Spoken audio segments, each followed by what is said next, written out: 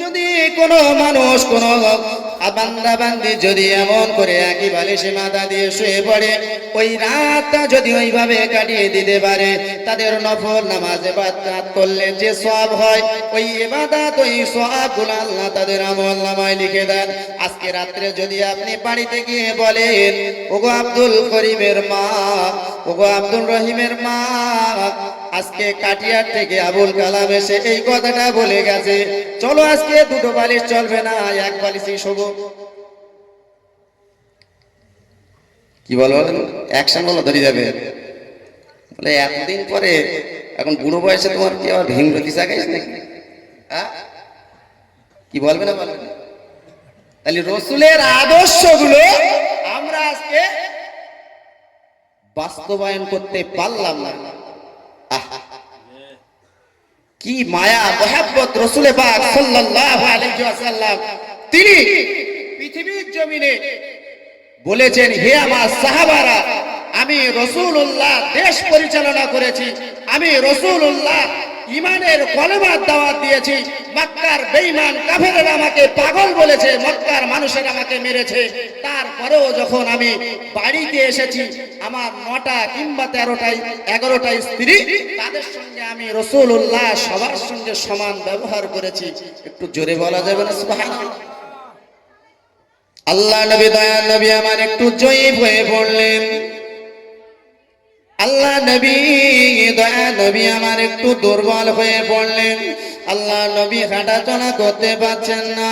সমস্ত বিবুজানদেরকে ডাকলেন, সমস্ত বিবিদেরকে ডেকে বললেন, ও আমার বিবিরা, ও বিবিরা শুনে রেখে দাও, জেনে রেখে দাও, আমি এমন করে রাসূলুল্লাহ একটু জয়ীফ হয়েছি, আমি একটু দুর্বল হয়ে পড়েছি, আমি ভালো করে হাঁটতে পারি না, আমি ভালো করে হাঁটতে পারি না, যদি আমি হাঁটি আমার রোগটা বেড়ে যাওয়ার আশঙ্কা হয়ে যায়। ও বিবিরা, আমি রাসূলুল্লাহ, আমি তোমাদের কাছে একটু অনুমতি চাই, আমার ছোট বিবি আয়েশার কাছে আমি একটু থাকতে চাই, আমার সময়টা আমি আয়েশার কাছে দিতে চাই, তোমরা যদি অনুমতি দাও তাহলে আমি রাসূলুল্লাহ আয়েশার ঘরেতে থাকতে পারি। সময়টা আয়েশার কাছে একটু দেব, যদি তোমরা অনুমতি দাও। আল্লাহ রসুলকে দেখে সমস্ত বিবিরা বলেছিলেন, ইয়া রাসূলুল্লাহ, জীবনে কোনোদিন আপনি তো আমাদের সঙ্গে খারাপ ব্যবহার করেননি, সামান্য এতটুকু জন্য আমাদের কাছে অনুমতি নেওয়ার কি দরকার ছিল? কি দরকার ছিল? রাসূলুল্লাহ বললেন, না না, কাল হাসরের মাঠে, ময়দানে মাহশরে তোমরা যেন আল্লাহর দরবারে আমাকে আসামির কাঠগড়ায় দাঁড় না করাতে পারো, সেই কারণে আমি তোমাদের কাছে অনুমতি চাই। একটু জোরে বলা যাবে না সুবহানাল্লাহ? একটু দরুদ শরীফ আল্লাহু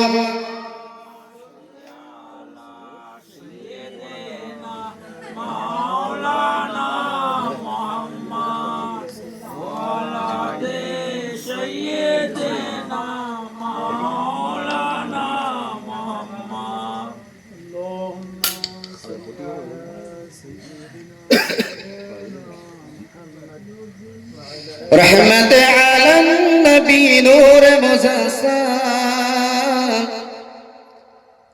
رحمت عالم نبی نور مجسم، اور صحابی را تور بنائے ওই নবীজির খাব, صحابی را تور بنائے ওই নবীজির খাব।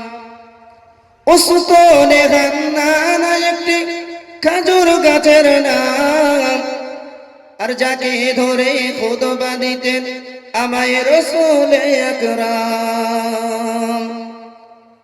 উস্তনে গান্নানা একটি খেজুর গাছের নাম, আর যাকে ধরে খুতবা দিতেন আমায় রাসূল আকরাম। জোরে বলা যাবে না সুবহানাল্লাহ? নবীর বিরহে গাছ কাঁদিতে রহে, তাই না দেখে হতবাক সাহাবায়ে কেরাম। রহমত আলম নবী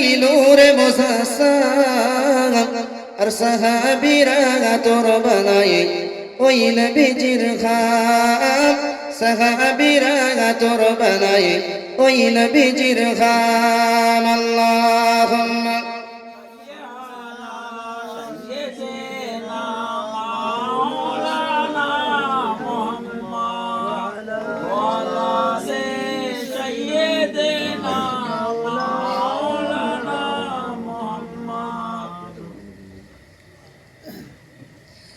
তো ভাইয়েরা ওদিকে সিগন্যাল এসে গেছে, সিগন্যাল এসে গেছে, আর হবে না।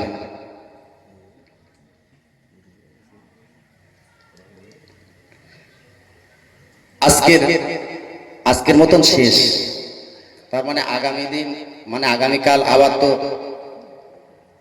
প্রোগ্রাম, মানে সারা রাত জাগ দিবে আপনাদের নাকি?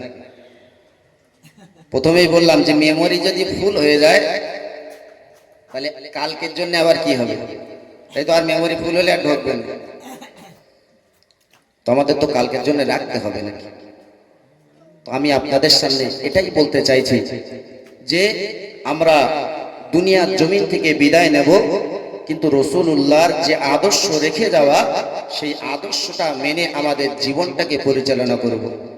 কারণ রাসূলুল্লাহর আদর্শটা আমি যতটুকু বলেছি আপনাদের বোঝাতে চেয়েছি যে স্বামী স্ত্রীর সঙ্গে যে মহাব্বত ভালোবাসা, এটা আমার রাসূলুল্লাহ যেভাবে দেখিয়েছেন, তিনি সংসার করেছেন, তিনি এমন করে রাষ্ট্র পরিচালনা করেছেন, তারপরেও সকলের সঙ্গে সম্পর্কটা ভালো করেছেন।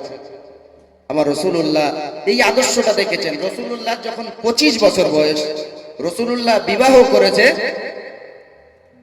দুইবারের স্বামী মারা যাওয়া একজন মহিলা, আমাদের রাসূলুল্লাহর বড় বিবি, আমাদের বড় আম্মা জান হযরতে খাদিজাতুল কুবরা রাদিয়াল্লাহু তাআলা আনহাকে রাসূল অন্যান্য বিবিদের কাছে যখন আম্মা জান খাদিজা বিদায় নিয়েছেন, তারপরেও তাদের পাশে সব সময় খাদিজার জন্য চিন্তা করতেন।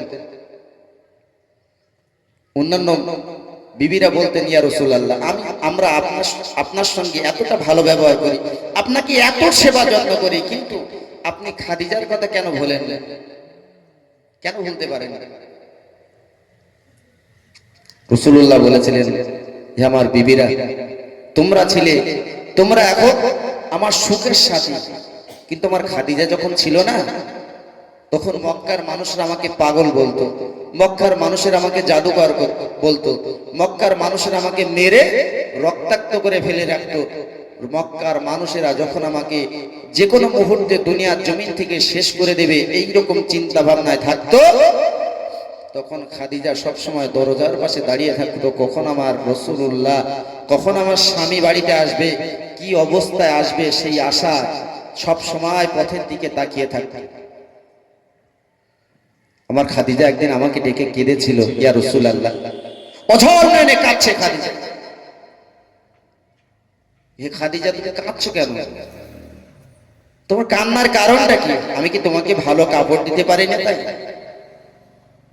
হে খাদিজা, তুমি ছিলে আরবের সবচেয়ে ধনী, সেই ধনী পরিবারের মধ্যে তুমি একজন ছিলে। যে খাদিজা সবচেয়ে ধনী মানুষ, আমার রাসূলুল্লাহর হাতে হাত দিয়ে ঈমানের কলেমা পড়ে নিল, সঙ্গে সঙ্গে রাসূলুল্লাহর কদমে তার সমস্ত সম্পদ দিয়ে দিলেন। আল্লাহ রাসূল সেগুলো সব নিয়ে দিন দুঃখী অসহায় মানুষের মধ্যে বিতরণ করে দিলেন। জোরে বলুন সুবহানাল্লাহ। তিনিও অসহায় হয়ে গেলেন, জীবনে একটা ভালো কাপড় দিতে পারেনি, জীবনে ভালো খেতে দিতে পারেনি। হে খাদিজা, তাই কি তুমি কাঁদছো? আল্লাহ রাসূলকে খাদিজা ডেকে বলেছিলেন, ইয়া রাসূলুল্লাহ, ইয়া হাবিবাল্লাহ, হুজুর, আপনি আমাকে খেতে দেন না, এর জন্য আমার কোনো দুঃখ নাই। আপনি আমাকে ভালো পড়তে দিতে পারেন না, এর জন্য আমি খাদিজা আমার কোনো দুঃখ হয় না, আফসোস হয় না। আমার খাদিজা আমার আফসোস হয়, দুঃখ হয় এটাই, আমি খাদিজা দুনিয়ার জমিনে বেশি দিন বাঁচবো না। আমি আপনাকে আগলে ধরে রেখেছিলাম, আপনি যখন মক্কার বেঈমান কাফেররা আপনাকে কষ্ট দিত, মারতো, আপনি চলে আসতেন আমার কাছে, আসলে আমি সান্ত্বনা দিতাম। আমি খাদিজা চলে যাওয়ার পরে কে আপনাকে সান্ত্বনা দিবে, কে আপনাকে সেবা করবে, কে আপনাকে ডেকে এইভাবে আপনার সান্ত্বনা দিয়ে পাশে থাকবে, আমি খাদিজা শুধু সেই চিন্তায় কাঁদি। তাহলে আজকে এই যে ভালোবাসাটা রেখেছিলেন বলে রাসূলুল্লাহ সর্বসময় খাদিজার কথা ভুলে থাকতে পারেননি। অন্যান্য বিবিদের কাছে আসেন তো বললে স্বামী স্ত্রীর ভালোবাসা, সেই কারণে সর্বসময় রাসূলুল্লাহর অভাব থাকার পরেও এই যে মিল মোহাব্বত ভালোবাসা রেখে তার সংসারটা সুখে সোহাগা ছিলেন। আজকে আমরা সেইটা করতে পারিনি। আমাদের স্বামী স্ত্রীর মধ্যে মিল নেই বলে আমরা রাসূলের আদর্শটা না দেখে আমাদের জীবনটা পরিচালনা করি বলে আজকে আমাদের সংসারের এই অবস্থা। কি বড় ভুল বললাম নাকি? তো আল্লাহ যতটা বলিয়েছেন আমরা চেষ্টা করব বেশি বেশি করে আমল করার।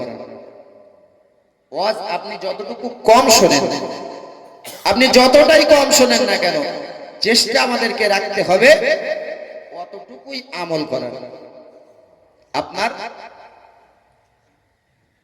সবচেয়ে ওইটাই হচ্ছে বড় আপনার কাছে, যেটা যতটুকু শুনবেন সেটা যদি জীবনে আমল করতে পারেন, জীবনে সেটাকে বাস্তবায়ন করতে পারেন, সেটাই হচ্ছে আল্লাহর কাছে পছন্দনীয়। তো আমরা চেষ্টা করব যে আমরা সেটাকে আমলে পরিণত করার। আল্লাহ পাক রব্বুল আলামিন আমাদের সকলের আশা বসা শোনাকে আল্লাহ কবুল করে নেন। আমাদের বলা এবং শোনাচ্ছে আল্লাহ বেশি বেশি আমল করার তৌফিক দেন। সকলে আসুন আমরা প্রিয় নবীর দরবারে একটা বার সালামের নজরানা পাঠাই, তারপর আমরা দোয়ার দিকে যাব। যারা বাইরে আছেন, যে সমস্ত ভাইরা বাইরে আছেন, তাদের সকলকে পাক মজলিসে আসার জন্য আহ্বান করছি। সকলে আসুন ইয়া নবী।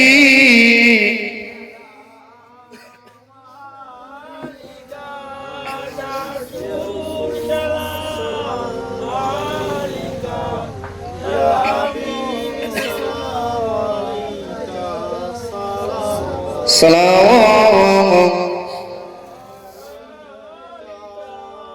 আশরাকাল বদরু আলাইনা মিন সানিয়াতিল ওয়াদাই ওয়াজাবা শুকরু আলাইনা মা দাআ লিল্লাহ আগদাই ইয়া নবী সালামুন ইয়া রাসূল সালামুন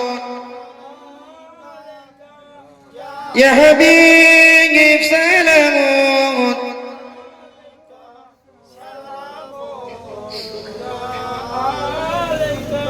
কঠিন হাসরের দিনে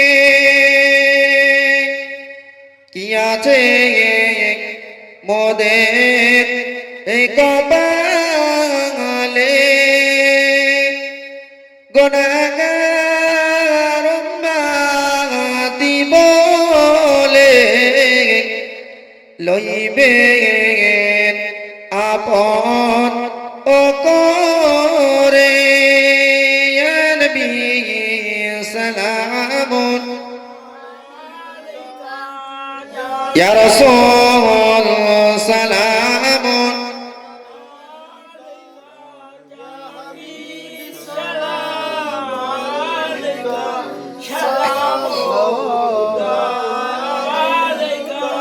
দয়াময় প্রভু ও যিনি কি নিয়ামত পাঠাইলেন তিনি, চিনল না মক্কার বেদিনী, চিনল যে বনের এ হরিণী ইয়া নবী সালামুন ইয়া রাসূল সালামুন ইয়া হাবিব